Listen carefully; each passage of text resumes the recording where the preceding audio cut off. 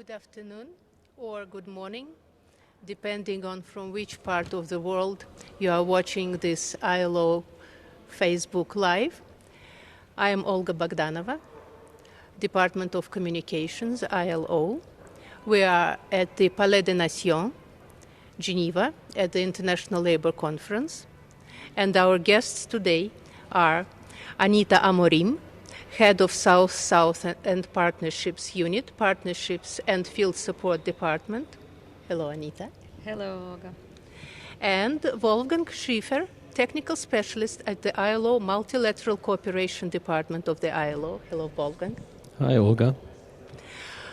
Our topic today is the role of decent work in attaining or fulfilling sustainable development goals. And on the screen in front of me, I will see your questions and comments, and please send your questions and comments because they will help us greatly to shape up and build our discussion and will help us make it useful, instructive, and hopefully interesting for you all. Thank you in advance. Before we start our dialogue, let us agree on one thing. Our audiences are very diverse in the sense that it's not only ILO or UN officials. It is also, as I can see from the questions that we receive, sometimes university or even college students, people from different parts of the world who may not necessarily know our terminology and concepts as well as we do. So may I ask you in the course of our dialogue to pause from time to time to give our audience some basic definitions or background information. Would that be okay with you? That's fine. Sure. Good. Then let's get started. On the year 2015, in September, the global leaders got together in New York and adopted a Sustainable Development Agenda till the year 2030. And the agenda has 17 Sustainable Development Goals. I'm sure everyone knows those symbols that are displayed all over the world. And those Sustainable Development Goals, I would say, are very people-centered and planet-centered.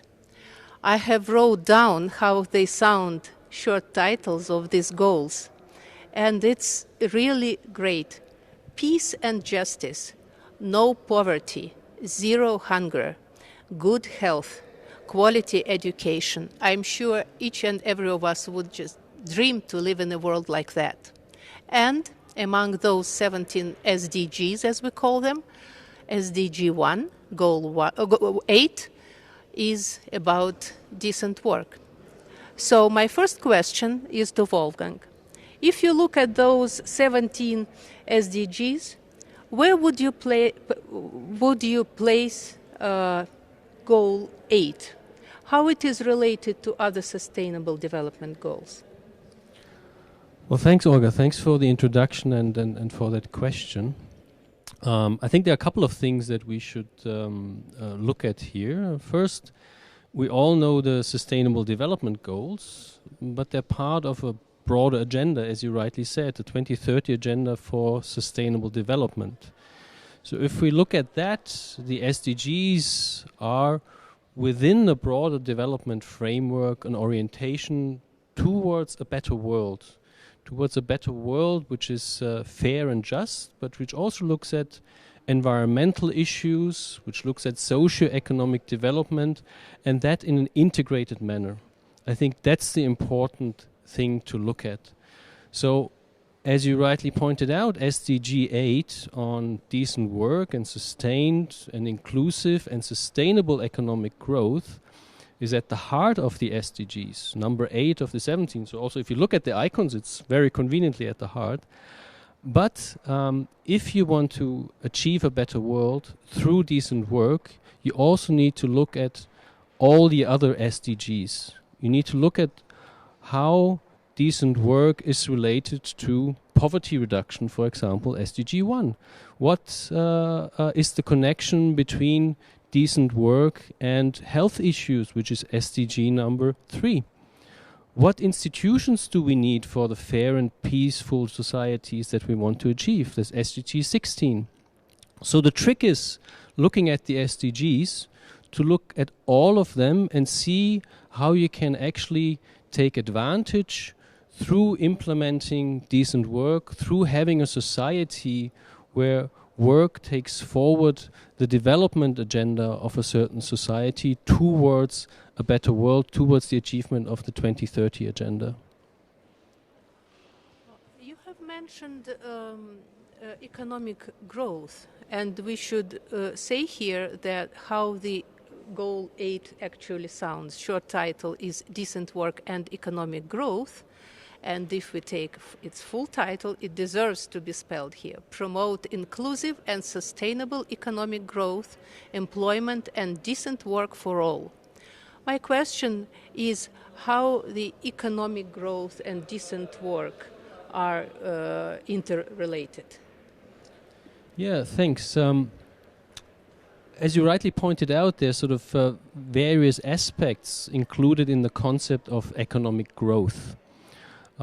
It should be sustainable, it should be sustained, but it should also be inclusive. And that relates to decent work as we understand the concept. Decent work is very important. It's not just any job. It's not just any work. It's work that comes with rights. It's work that is based on a normative foundation.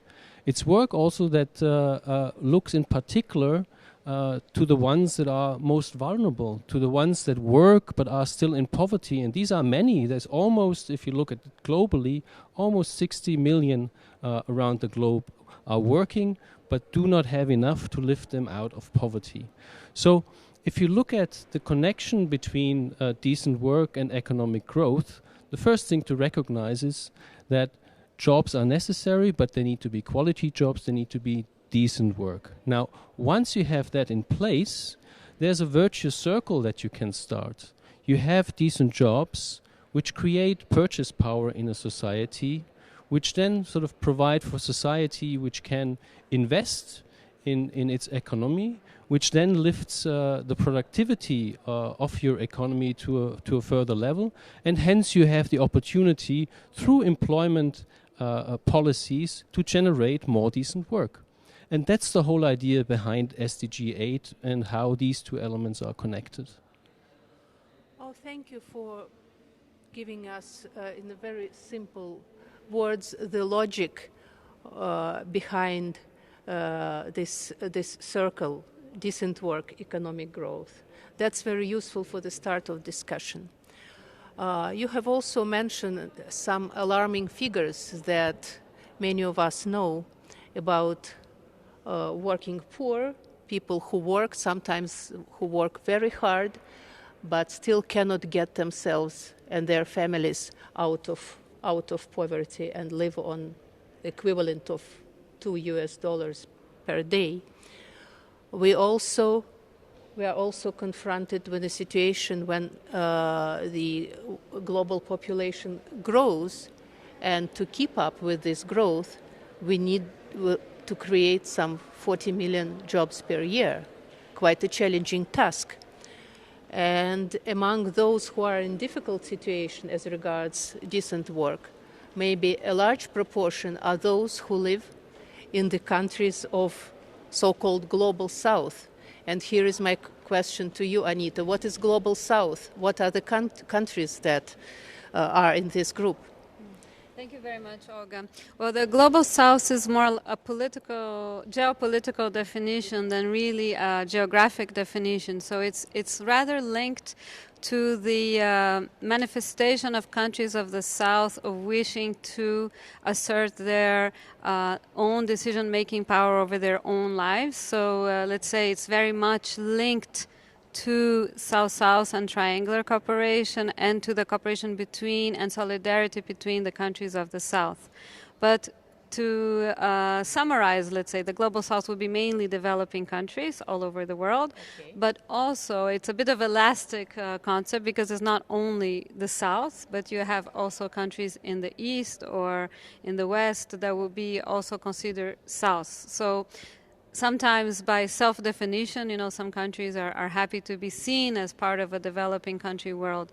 But basically, in the United Nations, it would be the countries that are called the G77 plus China, which is a group of 77 countries originally that nowadays are more than 120, plus China, that in a way have some similar agendas in terms of development cooperation and other forms of cooperation. This is, of course, very much linked to, it's not an opposition to, let's say, what would be then the global north, but it's rather a complementary approach to development where you look into southern approaches as also part of the alternative. Why do we have this group? What is its role globally? How would you assess its importance in the global context? I think the importance of the, let's say, group of 77 plus China is very critical in the UN system because there are several topics in the UN system, but also in the International Labour Organization, which could be specific for countries of the South, and maybe they want to have their voices heard. But also in terms of geopolitical importance, I would also say it's in terms of the changing development cooperation of architecture in which you had a more north-south world and people were waiting a little bit from solutions from European countries maybe or ACD countries, and now there's more the idea of global partnerships. So partnerships between countries of the south but also north to have joint solutions to common problems. So I think the SDGs that we have just mentioned, Wolfgang has just mentioned, the Sustainable Development Goals, they're very much linked to these interlinkages between countries of the North and the South, and the solutions are not only like in the past with the MDGs, which were the Millennium Development Goals, which were very much more focused on having the South solve a series of problems. These are problematics going from all these 1 to 17, and which 8 is the decent work focused. But if you look at the SDG 17, it talks about partnerships North-South, South-South, and triangular cooperation. Let me remind our audiences that you are watching ILO Facebook Live. Please do not forget to send your questions and comments to us. Please do that. Let me show that I have done my homework. I wrote down a definition of South-South and triangular cooperation, which, to save the time, we'll call SSTC, if you do not mind, and if you do not mind. So SSTC is a manifestation of solidarity among the countries and peoples of the South. And it's a partnership among equals based on solidarity. I admire these words because it's about solidarity and partnerships. It's a very, very noble task and the way to work together. If we look at those mechanisms or modalities, South-South modalities, and align them to decent work and SDGs, how decent work and SDGs are promoted through those mechanisms? Just a few words, maybe the main directions. Thank you very much. And thanks for having brought the definition. One of the definitions, actually one of the challenges of South-South and triangular cooperation is the variety of definitions. Of course, being in the UN system and in the ILO, we stick a bit to the UN definitions, which are exactly linking up to the elements you have brought of the solidarity between peoples of the world. And this is coming from a series of important, not necessarily UN events, because the idea of South-South is that the countries from the South, for the South, and to the South wanted to express their views. And later they said, of course, let's work with the North, and this is what we call then triangular cooperation, because one should not be excluding the other.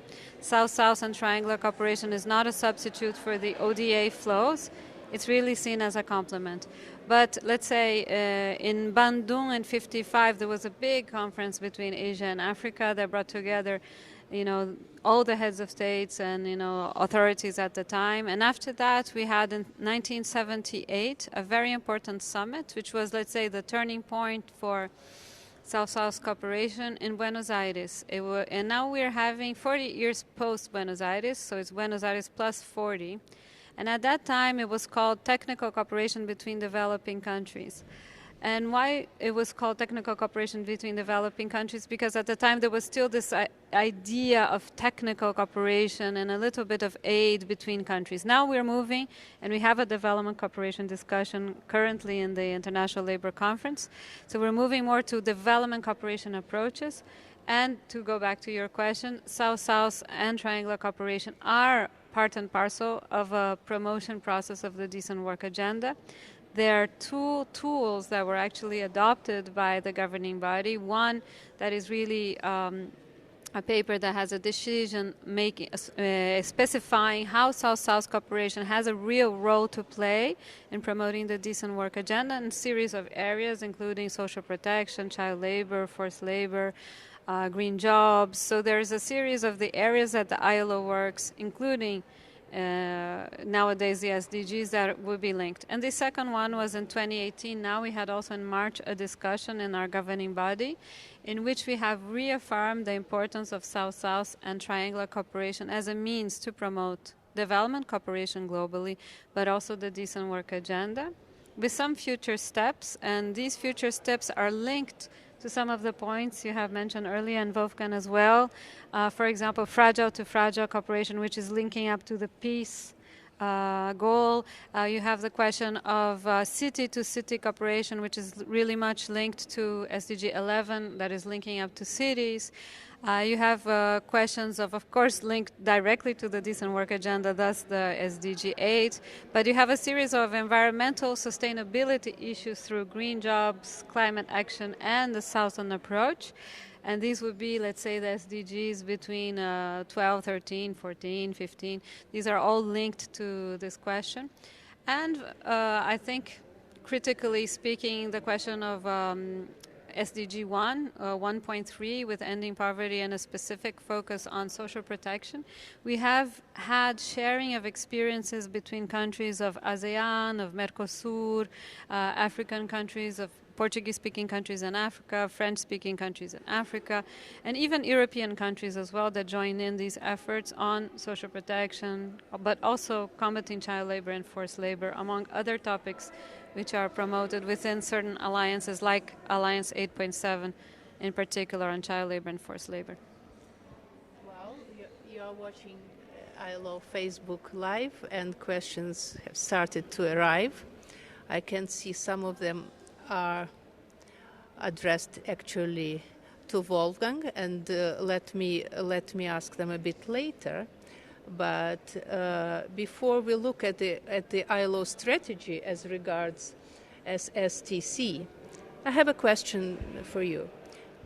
Clearly, Decent Work Agenda and Sustainable Development Goals are supported globally. Everyone is committed to attain these goals.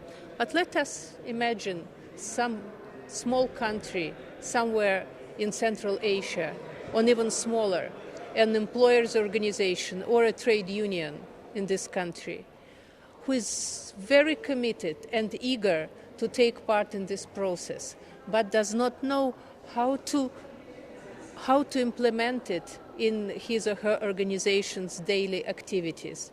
In other words, using the ILO terminology, how to mainstream the decent work and SDGs in the activities of our partners.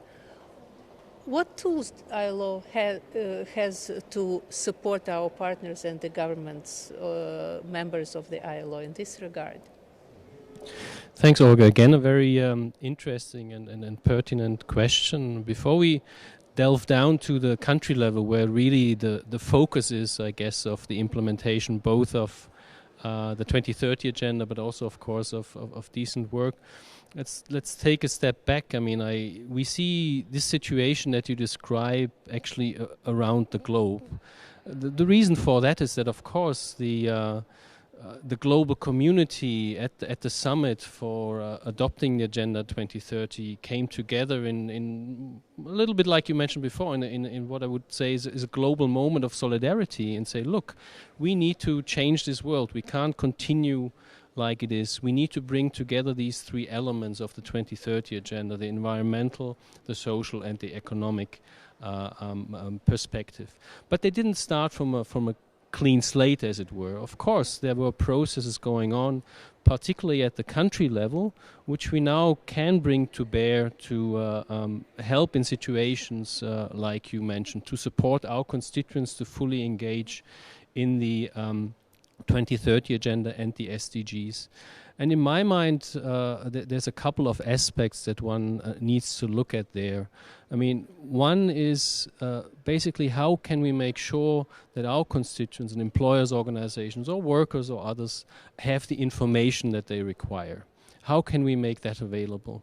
And for that, in the past 1.5 years, we've developed a resource tool, a platform, actually a web-based platform, which is called Decent Work for Sustainable Development. And if you Google that, you'll actually find it. It'll lead you to that platform. And that makes available all the technical expertise, the guidance, the knowledge that we can bring to bear with regard to decent work. And of course, we have a long experience in that. Next year we'll turn 100. And that is sorted, that is accessible through a lens of the SDGs. So you can basically look at any SDGs and it will take you to the relevant information, to the relevant approaches with regard to decent work. So, for example, Anita had mentioned social protection, which sits under SDG 1 because it contributes to reducing poverty. You will find there the technical guidelines and how the ILO actually supports the establishment of social protection system, establishment of a social protection floor in a given country. That will also be linked, or that is linked, to the respective normative aspects of that I mentioned before. So it will also lead you to the respective labor standards and recommendations in that respect that you need to take into account on that platform. Exactly.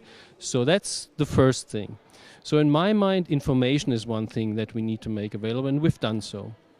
The second is capacity and voice. We need to make sure that our constituents at the country level have the capacity and have the voice to speak the SDG language, as it were, to make their concerns heard at processes at the country level for socio-economic development in their country. And there, what we are doing is, together with our colleagues from the International Training Center in Turin, running training courses, capacity building courses, both in Turin but also globally at regional levels. And thirdly, there is a process aspect to this. I mentioned we're not starting from a clean slate. If you look at a given country, and you mentioned an example, you will there see that the ILO supports constituents through what we call a decent work country program, which should bring together in a tripartite manner, based on social dialogue, a process where constituents actually determine what their priorities are with regard to the world of work in a given country. And we've now made sure that this process is also geared towards the SDGs.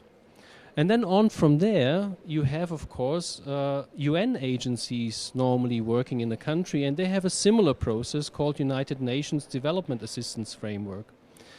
And again, there we need to make sure that our constituents first have a place at the table to make their voice heard based on the information that they can assess, but also that we then provide support for these priorities that are fed into United Nations processes like the UNDAF, as it's called in very UNEs, that these are then taken up and then taken forward towards, well, a better world of work, more fair and just society, and based on increased capacity of our constituents. That is our approach. Let me take advantage of my position of a moderator of this discussion and to advertise the Russian version of this platform that we have just completed, and to encourage our Russian speaking viewers to visit this comprehensive resource called Decent Work for Sustainable Development. Google it and you will find all necessary materials there. By the way, I found interesting tools like self-assessment checklist that one can fill in and check where he or his organization is in progressing towards decent work and SDGs.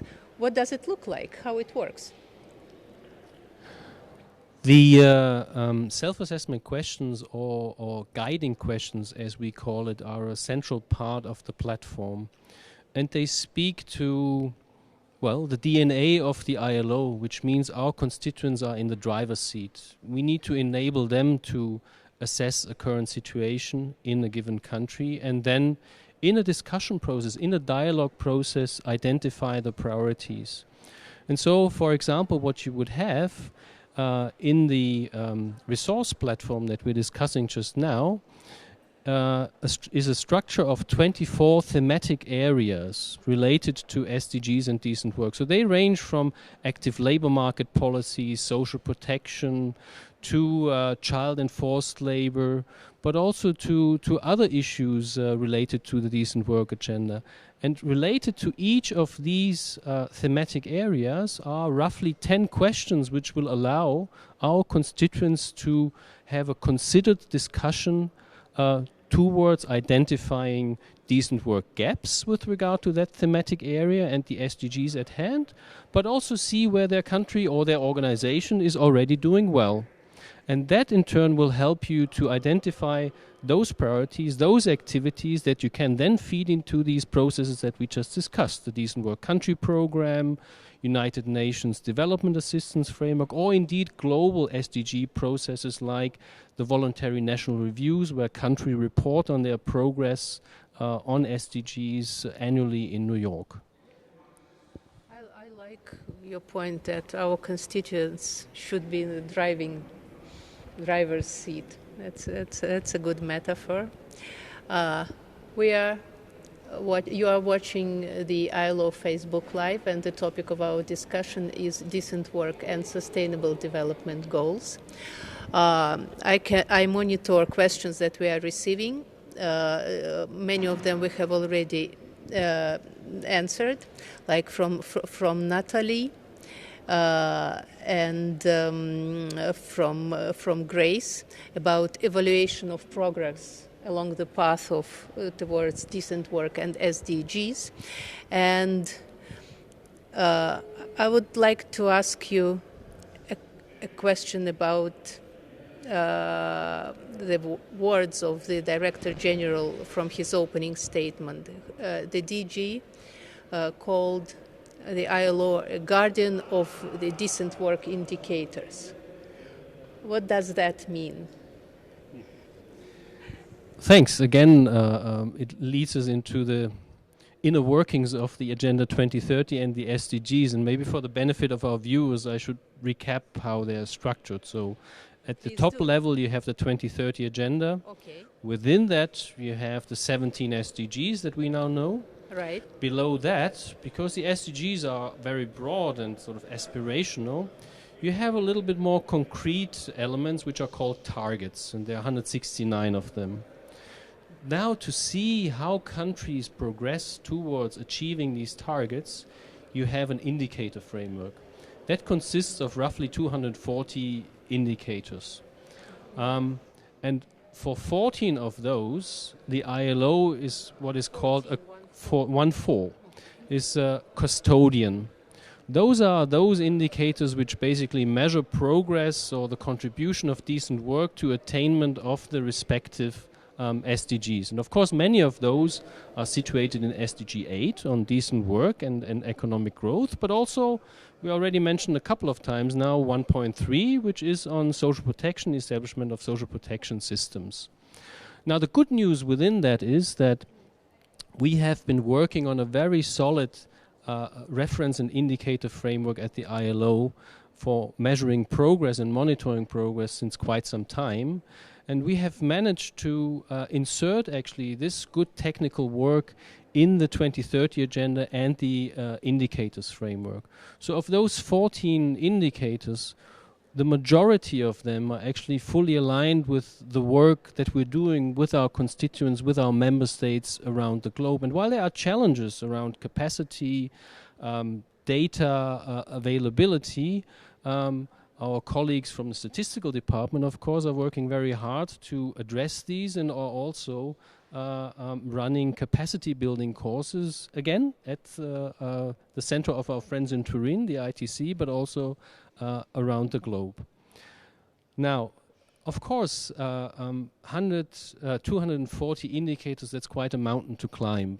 As I said, less of a challenge for the ILO, but I can see it as a huge challenge within the 2030 agenda. Already within the MDGs, which were much more straightforward and simple, there were issues around that. So what the 2030 agenda process has instituted is that countries, constituents in our case, can localize the indicator framework. And I think that's an important process to recognize. For progress to be relevant to a given country, the indicators need to be responsive to the country situation in terms of data availability, but also in terms of it speaking to the actual issues and problems at hand in a given country.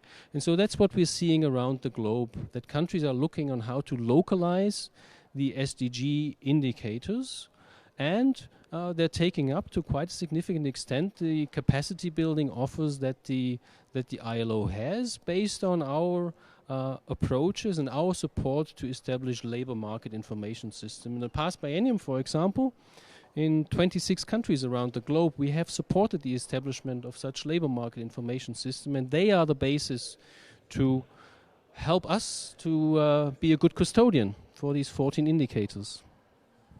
Thank you. Anita, our viewers seem to be very impressed with the South and triangular cooperation that you have presented.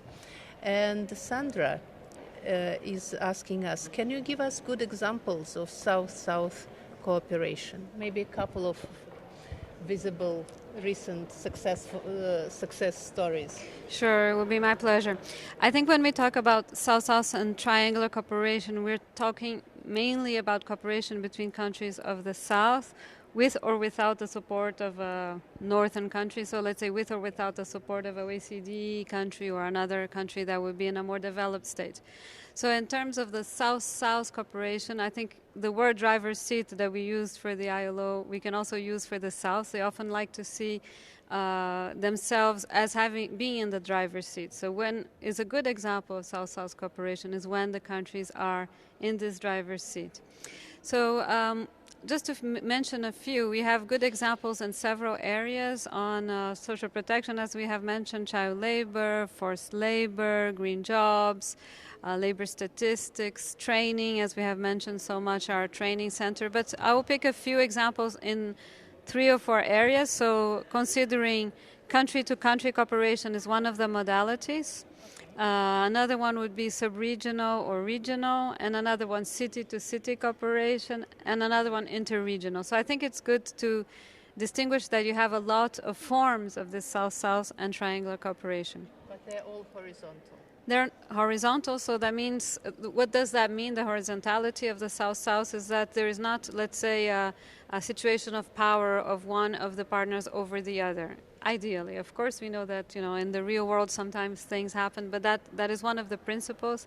As you had mentioned, the principle of solidarity in this Nairobi declaration that was ministers of foreign affairs that was later endorsed by the UN in 2010. There was the questions of solidarity, but also non-conditionality, and also working from an equality perspective. But in the country-to-country example, we could mention, for example, cooperation between Brazil and Argentina on labor inspection. This has happened for many years, or child labor. In the sub-regional perspective, you can mention Mercosur Mercosur, because that would be sub-regional, which is the South Cone Cooperation on declarations on combating child labor, on combating trafficking, combating sexual exploitation of children. So joint work on these areas. On the Asian perspective, you have ASEAN that has collaborated on social security systems, for example. This would be a good example of, let's say, sub-regional. But in terms, then you have regional. So we have the good example last year that there was a tripartite meeting at the ministerial level in Africa that requested the creation of a facility for South-South and triangular cooperation for Africa. And this was done mainly with labor ministers and our tripartite constituents, which mean the workers and employers organizations. So there was a spontaneous creation of this facility. I would say also the fact that you have new partners, because we shouldn't talk anymore about donors and recipients. So we call, in the development cooperation world of today, but especially so in South-South, we call the people who cooperate as partners. We don't have this. And we have an interesting partnership with Algeria that now supports the ILO to support countries in the Maghreb on social security system. So they have study tours from countries from the Maghreb, from Africa, to learn more about their social security systems. You have, in the past, Brazil was funding Portuguese-speaking countries in Africa, support to social protection, combating child labor. Currently, there is still a project ongoing on the cotton sector, so combating forced labor and child labor in this area. You have interesting also cooperation between Portuguese-speaking countries within the framework of the CPLP. Right now, we have the first Portuguese-speaking academy of the ILO in Turin, which is our training center for those who are far away. And South-South and triangular cooperation was highly mainstreamed as part of the topic, and there will be a roadmap. And then we have this two new or more original forms, I would say, which is city-to-city cooperation, so cooperation between cities. Of course, these are not cities in the same country, because often when people say, we do city to city, and then they will say Sao Paulo and Rio de Janeiro are cooperating, that is not the city to city in the framework of the South-South cooperation. We would think of two cities or more that are cooperating, for example, on a particular topic. We had cooperation between Belo Horizonte, Maputo, and then Barcelona to make the let's say the triangular cooperation on labor markets, on also social protection, on social and solidarity economy. So now these topics are growing and expanding. And then we have a new form of cooperation, which is fragile to fragile cooperation. And this is mainly in the framework of an ILO agreement with the G7+. And this is not the big G7, it's the little G7+, which are the countries that self-denominate themselves as fragile, because they feel that they're in a situation in which they need specific support, but they also say every country in the world is in the position to support each other, even if you're in a situation of fragility. So there's been cooperation between, for example, Timor-Leste and Guinea-Bissau in the elections, and other examples are very important in this fragile to fragile cooperation. So this is another, I think I gave quite a few examples now, but there are more, and I will also advertise a little platform we have in the framework of the cooperation with the Turin Center, which is on SouthSouth. So you can find all these good practices under SouthSouthPoint.net. So if you Google SouthSouthPoint ILO, you probably find most of the good practices we have. Well, thank you very much, Anita. You are watching ILO Facebook Live, and as it always happens when there is an interesting discussion, time flies, and we have to conclude our session and thank our guests for this very interesting conversation, and to take advantage and announce that the next Facebook Live session will take place at 5 p.m. Geneva time, and it will be in French, and it will be about future of work. Thank you and goodbye.